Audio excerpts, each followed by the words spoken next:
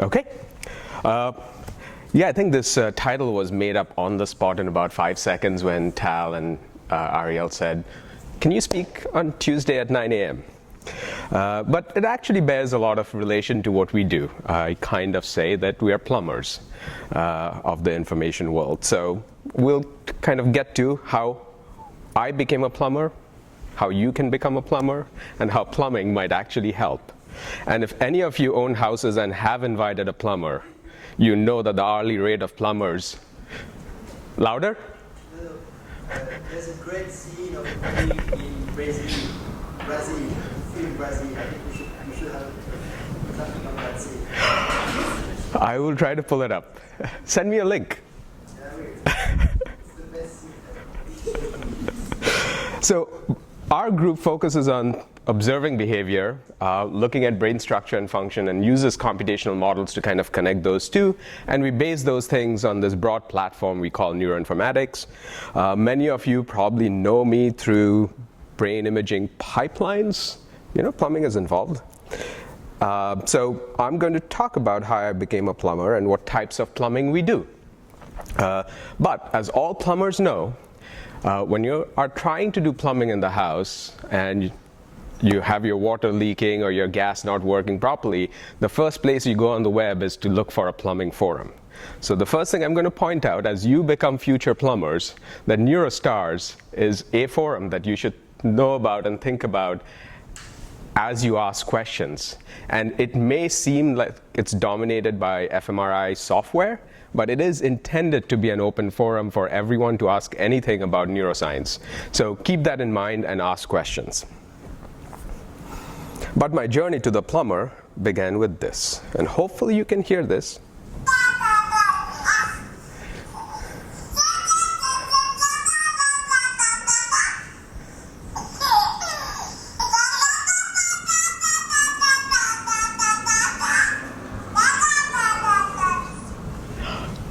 Speaking is ubiquitous and interactive, as you have just seen, without a word being spoken that at least I can understand. But obviously they had enough communication going on between them. We also do this quite effortlessly. And while there might be the Roger Federers and Nadals of tennis, all of you are Roger Federers and Nadals of speaking. And that's because you have this intricate system that works. Ken set the soggy net on top of his deck. I have put blood on her 2 clean yellow shoes. Stop. For those of you who do biomedical research, these were full-frame X-ray videos taken in the 1960s when IRBs were a little more lax.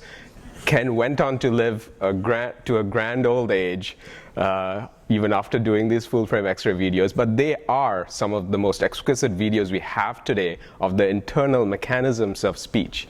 We're often trying to observe things that we cannot observe, and these X-ray videos point at that. And now, to take a slightly sour turn. Sarah Scott, that's right. And how old are you?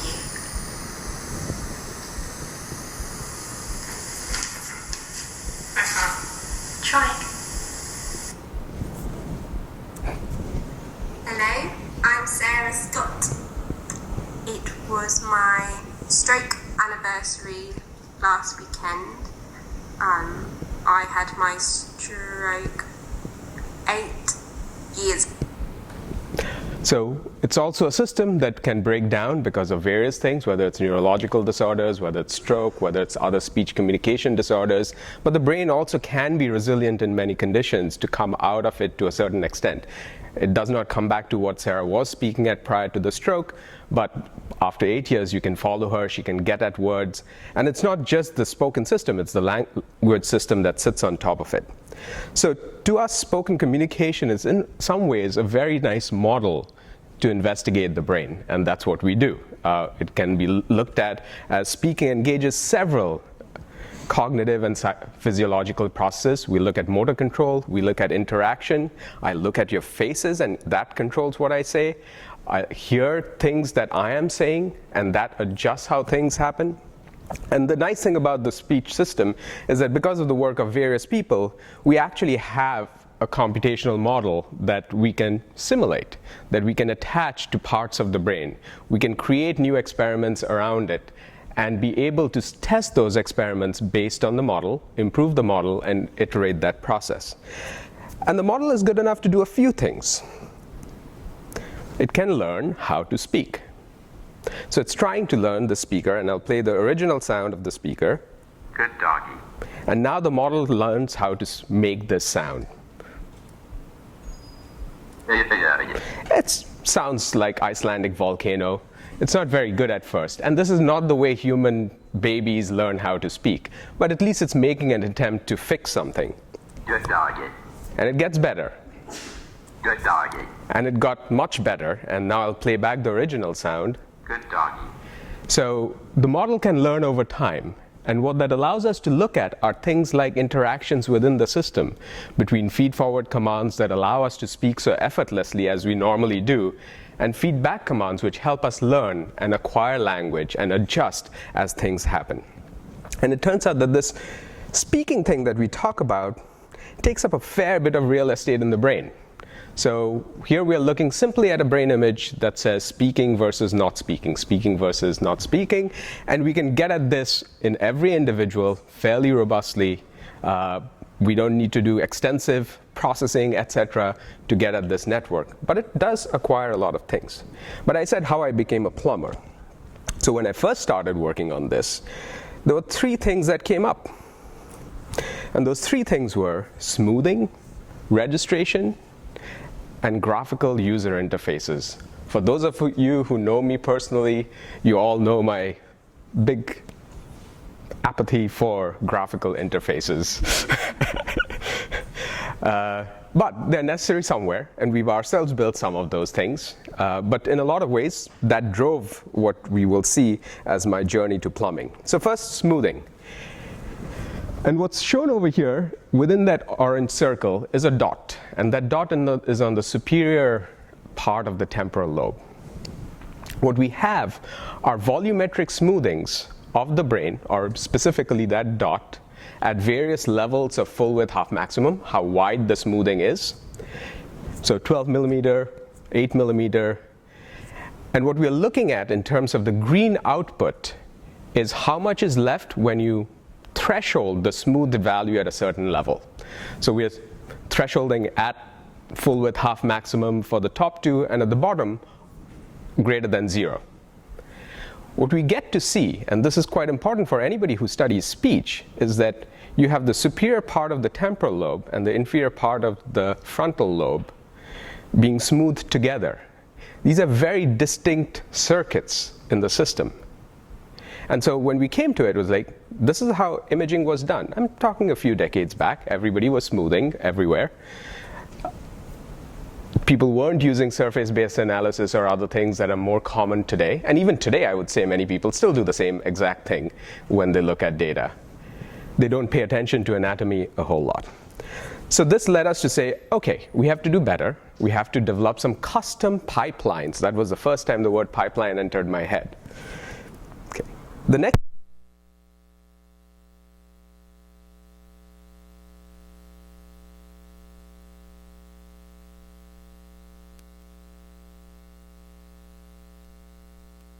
we went in, manually labeled regions anatomically on the temporal lobe. And then we took all those brains, we registered them using the best registration methods then available, which were mostly affine registrations, maybe a little bit of non-linearity kicked in. And we looked at how much overlap there was between these manually labeled regions as you increased the number of subjects. And it turns out both, you can see it in the plot on the bottom left as well as the bottom right, that this overlap diminishes quite rapidly. And these are manually labeled regions. They have their own issues in terms of markers and other things. But V1 is a fairly stable region. A1 is a fairly stable region. But that overlap diminishes fairly rapidly as you go up to 10 subjects. We are not even talking about hundreds of subjects over here. So we had to deal with smoothing and registration. And what I was given was JB's tool, SPM 99. And here come the GUIs. You had to click buttons. And I wasn't processing a lot of data, mind you. It was about 10 subjects at that point in time. You can easily press buttons to process 10 subjects. But then my supervisor would come back and say, can you change this parameter and look at what happens? Okay, I have to press all those buttons all over again doing so. For those of you who use SPM and are very accustomed to the batch editor that now exists, that did not exist at that point in time. So you had to press buttons. Furthermore, how many people here have used Freesurfer? Okay. Freesurfer did not run with a single command on the command line. It was a GUI called csurf. And you had to go through stages of Freesurfer and fixing things, because if you did not fix things, you got what we would call the tunnel of consciousness. You can see it on the bottom right in the figure. The claustrum was always included in the surface reconstruction, and you had to go and manually edit it out for it to create proper surfaces. So this resulted in what I would say is the precursor of my informatics world, the Speech Lab Toolkit. It was focused on our lab. We didn't care about the rest of the world. Open science was not a thing, is not a thing from what I hear. And we created a GUI which allowed people to manually edit these images to create regions of interest. And then we trained up a Freesurfer classifier to automatically classify individual parcellations for each individual. And if you look at that operational flowchart, you may have some of the inklings of a pipelining or a data flow system in the making. And this was scripted, so you could write things in a script and it would run through your subjects. If you wanted to change parameters, you could change those parameters. So that's how I became a plumber. But these days, my work has evolved a little bit in some of the other directions that my group focuses on. And one of those is mental health. And so in the US, 25% adults, 18% adolescents, and 13% of children have mental health disorders. And despite a plethora of treatment options that are available, the typical visit often looks something like this. Feeling depressed? Go for a clinical visit. They provide a treatment. Still not well. You come back for another treatment, another visit, and you're still not working. This happens a lot. There are cases where this works, and this is not taking into account the various side effects that can happen from a variety of these treatments. So we were interested in kind of trying to think about ways in which we can do monitoring, prognosis, diagnosis, treatment selection, and while our group's effort is not on treatment development per se, these could lead to treatment development efforts. And one of the things we wanted to do was to kind of turn that linear timeline into something that uses a feedback system. And feedback systems are useful to us. We know that. We learn from feedback. So hopefully we can use this to improve treatment. But there are many sensors available. So this slide shows the number of searches of the phrase, how to commit suicide, that happens. And while this is not directly related to instances of suicide, we actually don't have data to connect those two things. There is a pattern to this search. And patterns are what we look at when we learn, adjust, and change things. So what we like to do in our group is to think about objective measures from all kinds of sources, think about subjective measures from various assessments and other things, and try to use various kinds of signal processing, machine learning, and other tools to process these to generate useful information that can be fed either to the patient or to the caregiver or to the doctor, and the cycle can continue. And in general, we kind of think of this as the high-dimensional state space for health. The fact that we are living in a dynamic world, things are changing all the time. And you can have trajectories in this world where certain trajectories match up with one another, certain trajectories don't. Some things take you to a stable state, some things take you to a stable state that's actually not good when we look at it from the outside. But we don't exactly know how these time series and interactions take place. And one of those things is the lack of data and sensors. So we looked at our bank of sensors and said, what can we use that can potentially scale up fairly easily and won't cost us that much money in terms of equipment? And we went back to speech. All of us speak every day. It's very easy to acquire. And these days, with things like these floating around everywhere, you can collect spoken data almost everywhere. But the question is, can we get at what we call this hypothetical hidden state, that a hidden state somehow translates through the interactions that are taking place in the brain, out through the muscles, and out to variations that we can observe in the acoustics, because we're not even measuring muscles, we're just measuring the recorded thing through a microphone, that allows us to infer back towards this hidden state. So we've done a few things within this engineering space. The Reproducibility is a delicious of white light in very beautiful colors. This is what we can do today with MRI, get cine scans, but as most of you who've done imaging know, we can't get at bones, so all the teeth are missing as we capture these images. But we can extract various kinds of information from the speech signal, and we have various kinds of things that we have acquired over almost 40 years of speech recognition research that we can apply to speech. We can do the obvious kinds of things, applied to things like vocal fold paralysis, and here I'm showing AUCs that are very high. We can detect vocal fold paralysis quite easily from spoken things. We can also apply to Parkinsons severity, so we can classify people with moderate, high, and mid levels of Parkinsons severity based on speech features. But what was surprising to us in many ways was the following, which is that we were able to group BDI, Beck Depression Inventory scores, based on somebody just holding a sustained ah. So ah for as long as they could. And we analyzed this, and what's shown over here is the true Beck Depression score and the predicted Beck Depression score. So this is left out cross-validation. You'll learn about all of that from Tal in a few days when he does the machine learning tutorial. It's not great at predicting the actual score. But what this tells us is that it's doing a pretty good job of categorizing people into whether they're depressed or not, based on the fact that the blue dots mostly occur in the top right corner and the bottom left quadrant. It's not perfect, there's a long way to go, but it gives us an idea. What we can also look at, though, is for people who are depressed, we can analyze various phonemic patterns in their speech. And we can look at those patterns, and what we find, one of the things we find, is that mean phoneme duration is quite well correlated with depression level. And if we stick some of these people in a scanner and have them speak while we are collecting images, we find, amongst other regions, putamen activity during speaking is negatively correlated with the BDI level of the individual. So speech carries a signal that we were partly surprised to find, or at least surprised to find in as small as something like ah.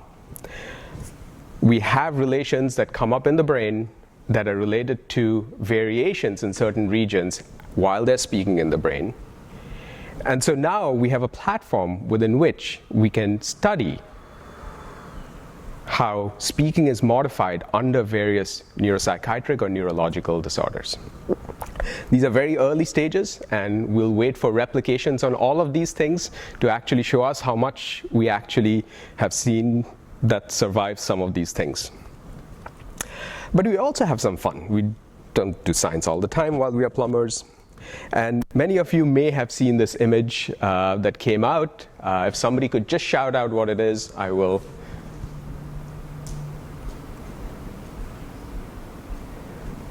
Somebody, anybody? Nobody. Okay, they're all fake images. These were all generated by a neural network. So we felt we were being left out in the brain world, so we generated brain images. And you can take a very close look at these. All of you are brain scientists. Many of you have seen MR images, and you may spot a thing or two about some of these, but these are actually pretty good brain images. So we have started some work on a package we call Nobrainer, with the intent that there's a lot of deep learning going on. As many of you may know, deep learning is also quite expensive in terms of resources. and produces a lot of emissions, as has been shown recently, given the various parameterizations that you have to test. And so we were interested in creating a framework where we can distribute baseline models that other people can build up on. And we didn't want to reinvent the wheel, so we went around looking for models that were out there, and it was actually hard to find pre-trained models. There are many papers out there which share code that they use to generate the model, but the actual trained weights were hard to find. The second thing, many of those papers out there have less than 100 brains in their training data. And so as someone who's done a little bit of this, 100 brains may not be enough to train a model or all the parameterizations of it. So we created this framework with the intent that it makes it easy for other people to contribute architectures to it, as well as release pre-trained models. It's called Nobrainer. There's the GitHub URL. And we can do things like generate Freesurfer brain masks in about 30 seconds on a GPU. And it's actually pretty darn good. And we'll be testing some of this with whoever of you ends up using MRIQC over the next few years. You might get the output from this alongside some other brain masks that are out there as a way for us to check things. We know this does pretty well. In addition, collaborations with folks at NIMH have created some Bayesian neural networks, which allows us to label Freesurfer parcels, and this runs on a single CPU in about 6 minutes, which would take a fair bit of time for anyone to run and create these things. They may not be perfect, but they could be useful for many situations. In addition to the parcels, because this is of a Bayesian neural network, it gives us variance estimates and entropy estimates of what the neural network thinks its uses are in labeling things accurately. So we also kind of get to know how a network does. But we did not start this project just because we wanted to have fun generating images. Our primary goal came from a clinical use case. A neurosurgeon came to us and said, "Can you track meningiomas?" I said, "That must have been done. It's so easy. I can spot meningiomas a mile away." So we looked at it, and it turned out, no, there doesn't exist a robust tracker of meningiomas that works. And what do neurosurgeons do? They go in there and manually take dimension measurements of the meningioma to see how the tumor is progressing. So despite me saying, oh, that must have been done, it took us another 1.5 years for us to get to a point to have a model that actually labeled those meningiomas well. And part of the problem was lack of data. We needed data sets with meningiomas and labels corresponding to the tumors. And our neurosurgeon colleagues were very nice in giving us initially 35 data sets. We said, we can look at it, do things, but we won't be able to train any kind of DNN with 35 data sets. So they said, we can give you more. So they gave us 800 data sets. So we took the 35 data set, trained a network on the 35 data set, knowing it wouldn't do really well, gave them the labels, and then they went and corrected it. So that allowed us to get a refined label set of about 800 brains, and 800 is still small. So what we ended up doing was take the Freesurfer brain mask network and transfer it to the meningioma prediction model. And this is the difference when you train the network on just the 800 brains plus 400 controls on the left. So no transfer learning, the same network just being trained on those 1200 images. On the right, the transfer learned model. So you start from the pre-trained network that has presumably some notion of what a brain looks like or what properties exist. And you change the weights on that model to tune it towards meningioma prediction. So as we've done some of these things, you saw this slide yesterday, there's a lot of complexity in every step and element of the process. And some of the work we do with various collaborators around is to think about reproducibility within the context of brain imaging. And one way to think about reproducibility is to break it up into a couple of different axes. So you can think about re-execution. Does the same data set plus the same analysis give you the same result? This should be the case. There may be some probabilistic elements in it which give you certain variances around it, but in general it should. Replicability. Take a similar data set, take your same analysis, it should give you similar results. Take an original data set, change the analysis a little bit, switch from SPM to FSL. If it still gives you the similar results, you might call it robustness. What we want as scientists is full generalization. The idea that your data sets and your tools should not matter if you're looking at a claim or an assertion about some relation, whether it's brain to behavior or brain to treatment outcome or behavior to treatment outcome. Doesn't happen all the time, but that's one of our goals. But what we found as we started on this process, and this was again with JB and other colleagues in the late part of the first decade of the 21st century, we were ourselves doing things where we found that there was a lot of disparity in literature. So this was some work we were doing on stuttering and looking at papers that reported kind of locations in white matter where people who stuttered differed from people who did not. And I think all of you will agree, it sounds like or looks like it's all over the brain. There is no consistency in the pattern.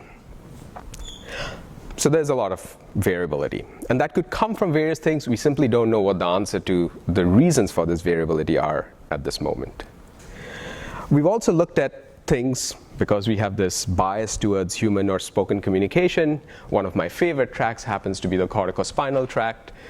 And this is looking at different diffusion methods in reconstructing a synthetic corticospinal tract data set. The corticospinal tract is on the bottom, and those of you who have done diffusion imaging will probably realize that most of the time you see that image that's on the second column in the bottom row. A nice bundle that shoots up straight towards the foot area of the motor strip. And I tell to all of my diffusion friends and colleagues, till you get those lateral branches coming, you're not speaking to me, because you can't speak without those lateral branches that go out to the lateral aspects of primary motor cortex. And we know they exist. We know very few things that exist in terms of connectivity in the human brain. That is one of those things we know pretty well, because we know what happens when that's disrupted. You stop speaking. But there are other sources of variability. This is looking at time of day effects on functional connectivity, and one that changes in various ways over the day. And this is perhaps not as surprising, dynamic things. Total brain volume changes as a function of time of day. So we discard a lot of things that can have effects on our analysis. So we're not close to generalizability because we don't think about some of these things that can actually impact. We don't know the underlying causes of some of these things, what it is that makes some of these things different. And then if we move on from the data collection side to the analysis side, the various packages we use have different models of analysis that are being done. So first level and second level models are different. And many of you are probably familiar with Josh's paper, which looked at many different variations of workflows in analyzing a particular data set. I think it was from Russ's group, the original data set. And it shows the peaks of the clusters that came out. So that's what's plotted over here. In some ways, I think of it as this is your full width half maximum of your fMRI analysis. This is your effective resolution. I know that's not completely true given some of the work we've done with speech, where we can localize things, or colleagues who've done work in vision. But in general, as you get to higher level cognition, it's hard to say what the precise region of activation would be.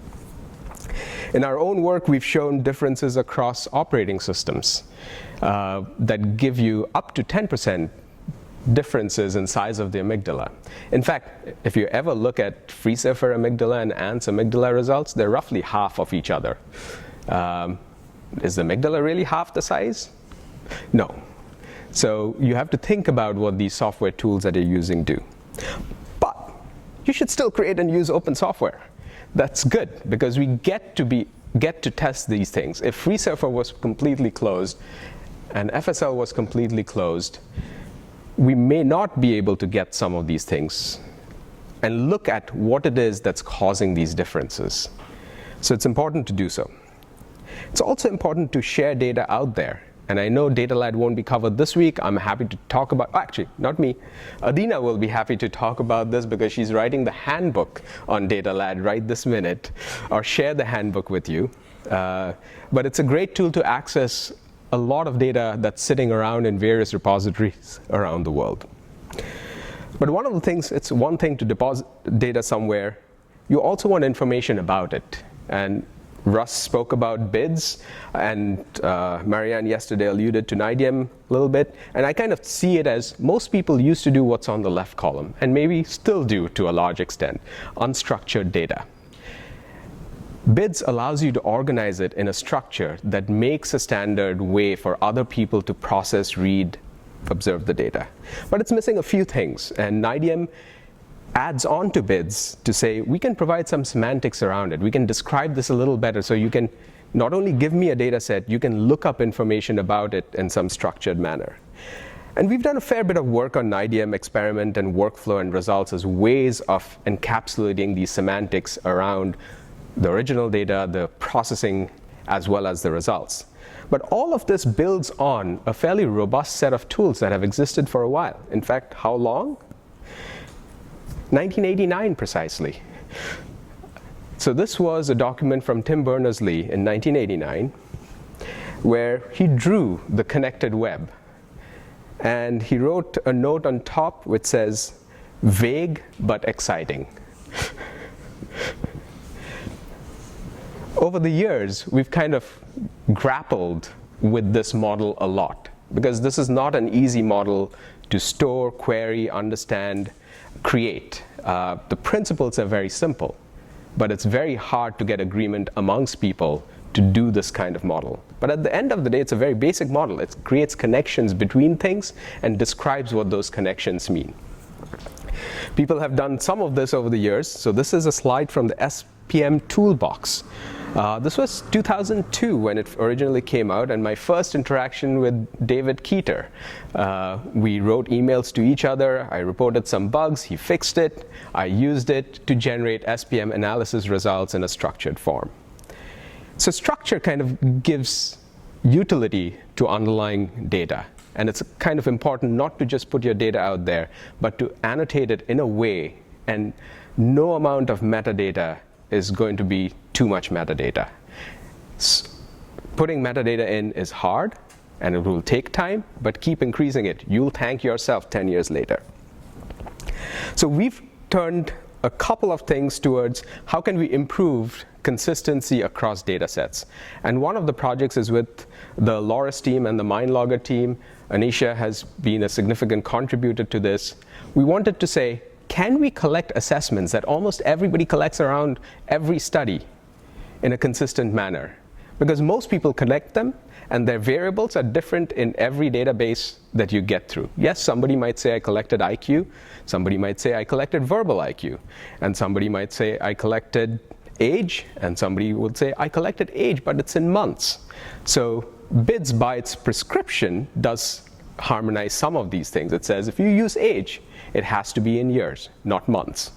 But the NDA uses months. So if you're now getting data from the NDA and from BIDS, you can't harmonize them, or you have to know how to harmonize them.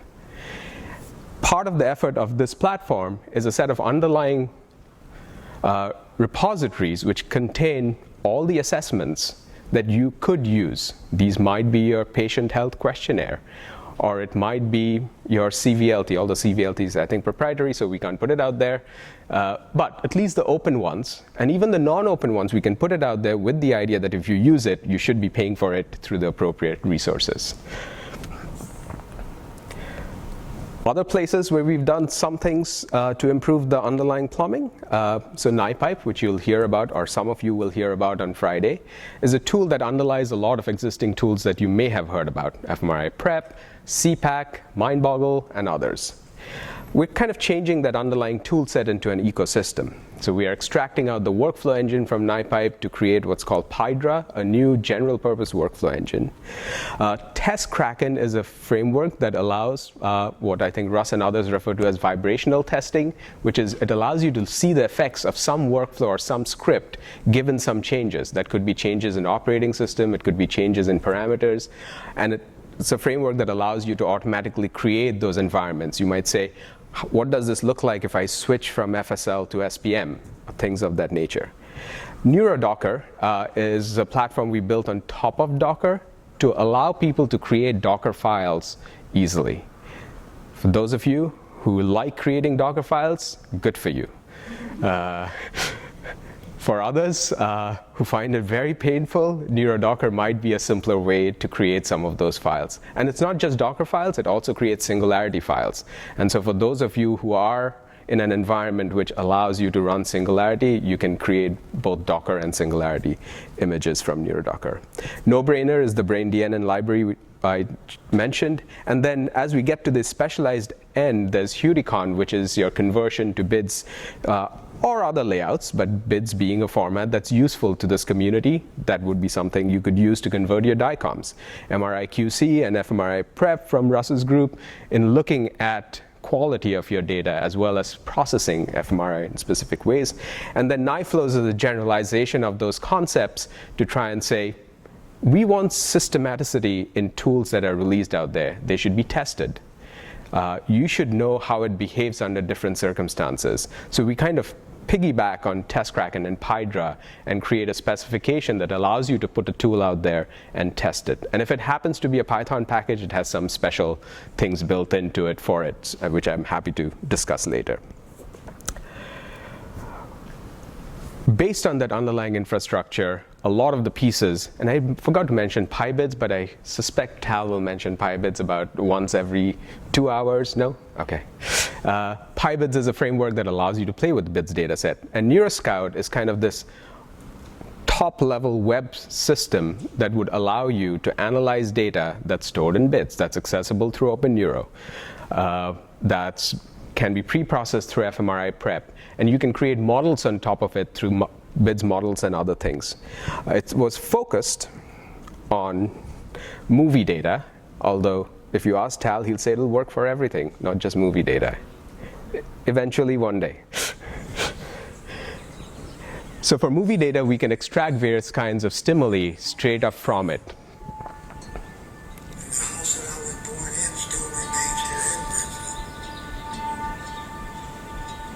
When I moved here, everybody knew each other, and it was like a big, huge family. You walk out and you see everybody. And you can see that it uses a lot of tools to extract information from movies. Movies are complex environments. If you want to extract speech from it, you have all the background noise in it. If you want to extract music from it or what instrument was playing, you might do it as a person quite easily. It's still very hard for computers to do that easily. And so part of this is based on a toolkit called Pliers that allows people to integrate either external services or new algorithms to extract information from movies. And so once we have these rich annotations on movies, you can ask questions that will take you from those features and a movie to brain images. And that's the intent of NeuroScout, to make that process easy so that everybody does not have to do this on every movie data set that's out there. So I want to end with how you might become a plumber through an example of a student of mine who just defended last week. His interest was in taking this diagram of the auditory pathway, which is in every textbook on neuroscience, but does not come from human knowledge, and say, what can I extract from current data sets that would allow me to figure out the pathway from the auditory system? So one of the data sets he received was a postmortem data set that was scanned for 14 hours for a T2 weighted scan and 208 hours for a diffusion scan. It's a gorgeous data set, and after I finish, I can show you a picture of it that you can play with directly. He then took in vivo MRI data, the big brain data, and the postmortem data together and tried to get at these different structures that were laid out in the brainstem. Now, why do I say he had to become a plumber? Because most tools are built for which part of the brain? Cortex. This is the brainstem. And in fact, that postmortem data set was just the brainstem with up to thalamus. If you try to register that using any standard tool, it'll fail miserably, or it'll bloat it up into a big brain. So there had to be a lot of work that had to be done under the hood. And we come up with these use cases, new use cases all the time. That's what science and research is. We build new tools, we create different environments within which to analyze things. So the tools and software keep moving. There are certain things that can be stable, and you should use stable tools for it. But as scientists, we are trying to probe things that we could not see before, or we could not observe before in terms of relations. And we have to keep digging into new tools to do so. And then, to show replication, he looked at a data set where they had collected this data to isolate these structures with a leave one out procedure. So how well does an individual's activation line up with the rest of the group's activation? And he did it for all subjects. I'm just showing one subject here for clarity. So at each level of these brain structures.